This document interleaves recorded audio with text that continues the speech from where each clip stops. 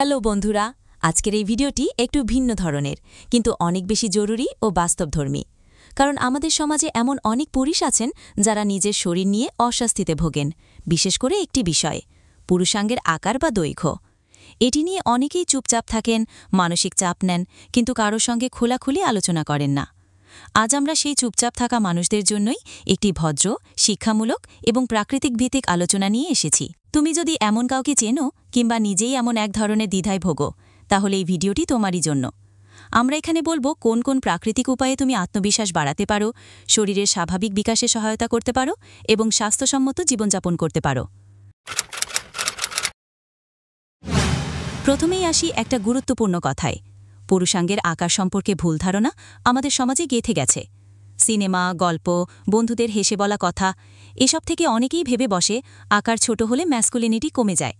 কিন্তু এটা সম্পূর্ণ ভুল। প্রকৃতপক্ষে একজন পুরুষের আত্মবিশ্বাস, সুস্থতা ও সম্পর্কের প্রতি দৃষ্টিভঙ্গি তাকে প্রকৃত অর্থে পূর্ণ করে।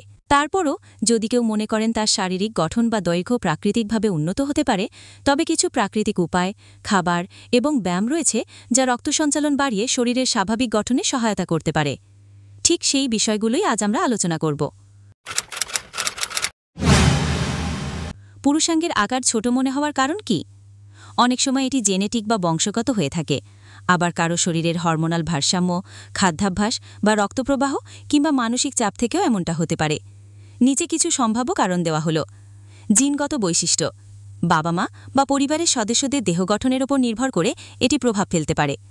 হরমোনাল সমস্যা, কিশোর বয়সে টেস্টোস্টেরনের স্বল্পতা শরীরের স্বাভাবিক বৃদ্ধি ব্যাহত করে। রক্ত সঞ্চালন দুর্বলতা, পুরুষাঙ্গে রক্তপ্রবাহ কম হলে তা সঠিকভাবে উত্তেজিত বা শক্তপোক্ত হতে পারে না। অতিরিক্ত মানসিক চাপ বা আত্মবিশ্বাসের অভাব, অপর্যাপ্ত ঘুম ও অপুষ্টি। প্রাকৃতিক উপায়ে কিভাবে উন্নতি করা যায়?